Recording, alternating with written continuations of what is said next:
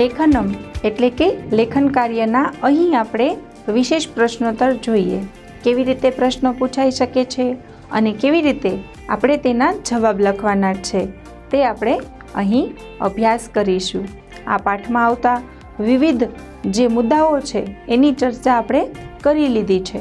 હવે અહીં આપણે તેના પ્રશ્નો કેવી રીતે પૂછાઈ શકે અને આપણે કેવી રીતે તેના જવાબ લખવાના છે તેના વિશે અહીં જોઈએ. જુઓ, પહેલા પ્રશ્ન આપેલો છે કે નીચે આપેલા શબ્દોનું અનુલેખન કરો. હવે આપણે પહેલાં એ ખબર હોવી જોઈએ કે અનુલેખન એટલે શું. અનુલેખન એટલે કે જોઈ જોઈને લખવું. આપણે સંસ્કૃત ભાષાના વિવિધ વર્ણોના વળાંક જોયા કે થોડાક વળાંક છે એમાં અલગ પડતા હોય છે, થોડાક જે છે એ ગુજરાતીથી તફાવત ધરાવતા હોય છે. તો એ વળાંક કેવી રીતે લખવા, કેવી રીતે શબ્દો છે એ આપણે લખતા આવડે એના માટે અહીં આપણે અનુલેખન આપેલું છે કે આપણે જોઈ અને એ જ શબ્દો લખવાના છે.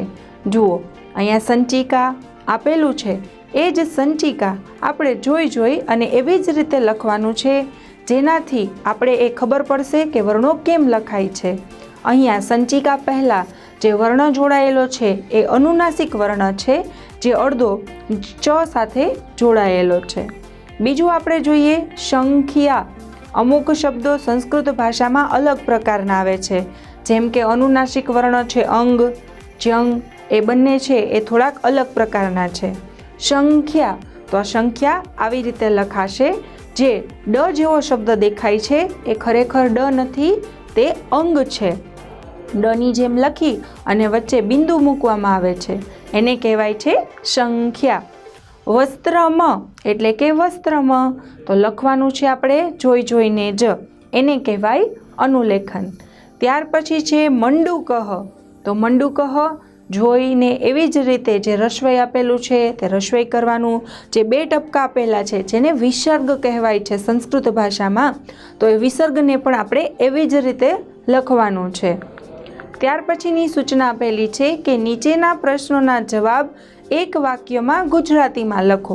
હવે આપણે જો એવી સૂચના આપેલી હોય કે એક જ શબ્દમાં જવાબ લખો, તો આપણે માત્ર જવાબનો જે શબ્દ આવતો હોય એ લખી નાખીએ તો ચાલે, પરંતુ અહીં સૂચના આવી છે કે ગુજરાતી વાક્યોમાં આપણે જવાબ આપવાના છે, પૂર્ણ વાક્ય કરી અને આપણે જવાબ આપવાના છે. જુઓ, પહેલો પ્રશ્ન છે કે સંસ્કૃત ભાષા કઈ લિપિમાં લખાય છે. સંસ્કૃત ભાષા છે એ કઈ લિપિમાં લખવામાં આવે છે, તો એનો જવાબ આવશે સંસ્કૃત ભાષા નાગરી કે દેવનાગરી લિપિમાં લખાય છે. ત્યાર પછીનો પ્રશ્ન છે કે ગુજરાતી લિપિ અને દેવનાગરી લિપિમાં મહત્વનો તફાવત કયો છે.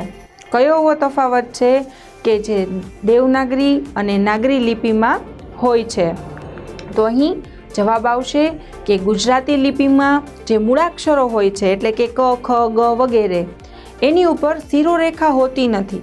જે ગુજરાતીના મૂળાક્ષરો હોય છે એની ઉપર આપણે લીટી જે કરીએ છીએ હિન્દી ઉપર, એને શિરોરેખા કહેવાય છે. તો ગુજરાતી ભાષામાં એ શિરોરેખા હોતી નથી, પણ દેવનાગરી લિપિમાં મૂળાક્ષરોની ઉપર શિરોરેખા હોય છે. મૂળાક્ષરો એટલે કે ક, ખ, ગ જે એના મૂળ અક્ષરો છે, વર્ણો છે તે, અને તેની ઉપર જે લીટી કરીએ છીએ તેને શિરોરેખા કહેવાય છે. એટલે કે મહત્વનો તફાવત એ છે ગુજરાતી અને હિન્દી સંસ્કૃતમાં કે ગુજરાતીમાં શિરોરેખા નથી આવતી, જ્યારે હિન્દી અને સંસ્કૃતમાં શિરોરેખા આવે છે. ત્યાર પછીનો પ્રશ્ન જોઈએ કે સંસ્કૃત ભાષામાં કેટલા સ્વર અને કેટલા વ્યંજનો છે.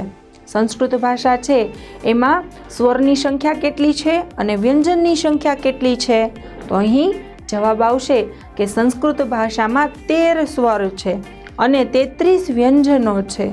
સ્વર એટલે શું, તો કે જેનું ઉચ્ચારણ સ્વતંત્ર રીતે થઈ શકે છે તેને સ્વર કહેવાય છે. વ્યંજન એટલે શું, કે જેનું ઉચ્ચારણ સ્વતંત્ર રીતે થઈ નથી શકતું, તેના ઉચ્ચારણમાં કોઈ પણ સ્વરની જરૂર ઊભી થાય છે તેને વ્યંજન કહેવાય છે. તો એવા વ્યંજનો 33 છે અને સ્વર છે એ 13 છે. ત્યાર પછીનો આપણે પ્રશ્ન જોઈએ કે નીચે આપેલા વાક્યોનું અનુલેખન કરો.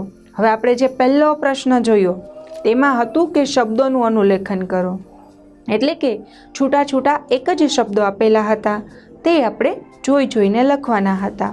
પરંતુ અહીં કહેલું છે કે જે આખું વાક્ય છે તેનું આપણે અનુલેખન કરવાનું છે. અનુલેખન એટલે શું? તો જોઈ જોઈને લખવું. તો આ વાક્યોનું આપણે અનુલેખન કરવાનું છે, એને જોઈ જોઈને ફરીથી પાછા લખવાના છે. જેમ કે અહીંયા પહેલું વાક્ય આપ્યું છે શશકઃ પલાયનમ કરોતિ, તો નીચે એવી જ રીતે લખેલું છે.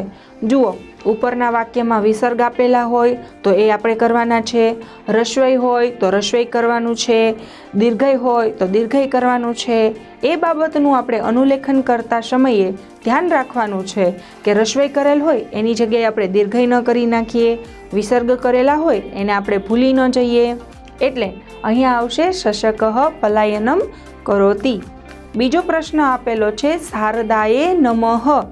શારદાએ યની ઉપર જુઓ કેટલી માત્રા છે? 2 માત્રાઓ છે. એટલે આપણે લખતા સમયે ધ્યાન રાખવાનું છે કે 2 માત્રાઓ જ કરવાની છે. શારદાએ નમઃ. નમઃ પછી વિસર્ગ આવેલા છે તો એ વિસર્ગ પણ આપણે લખવાના છે. ત્યાર પછી છે પ્રસન્ના ભવ સર્વદા. તો પ્રસન્નામાં જુઓ ન છે, એક અડધો ન છે અને એક આખો ના છે. તો એ બંને આપણે જોઈ અને આવી જ રીતે લખવાના છે. પ્રસન્ના ભવ સર્વદા અહીં આપણે જવાબમાં લખેલું છે. આ રીતે તમે સરળતાથી અનુલેખન કરી શકો છો.